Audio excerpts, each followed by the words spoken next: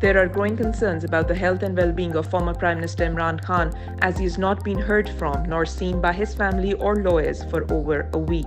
Pakistan's military authorities in control of the Adiala prison have banned all meetings while keeping him in isolation.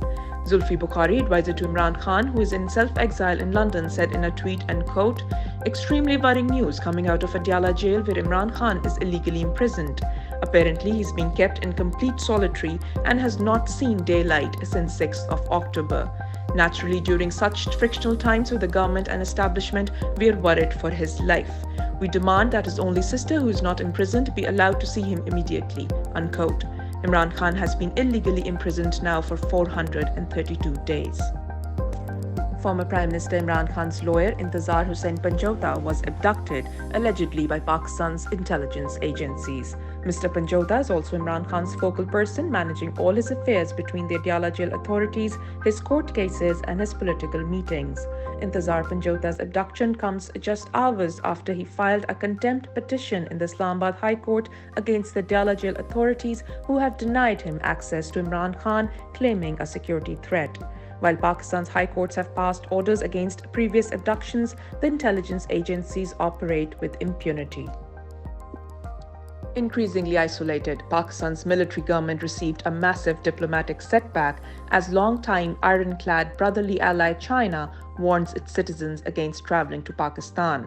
While China remains Pakistan's closest strategic ally, investing billions in infrastructure and energy projects, Pakistan's security forces have had significant intelligence failures. Sunday's attack in Karachi, which killed 2 Chinese citizens, prompted the travel warning. The attack occurred just as Pakistan is set to host the Shanghai Cooperation Organization Summit next week. Senator Mushahid Hussain Sayyid slammed the military government, saying, and quote, "Our regime is too busy sealing Khyber Pakhtunkhwa House in Islamabad and hunting down political protesters while the terrorists run amok."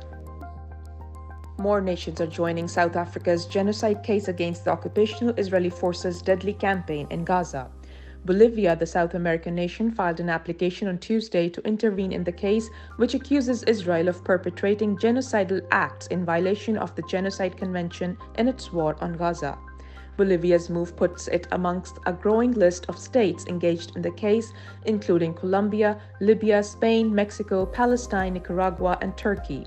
In January, the ICJ ruled that Israel must do everything in its power to prevent acts of genocide in Gaza and ensure United Nations-mandated investigators have unimpeded access to the enclave. Over 42,000 Palestinians have been killed by Israel since October 7, 2023.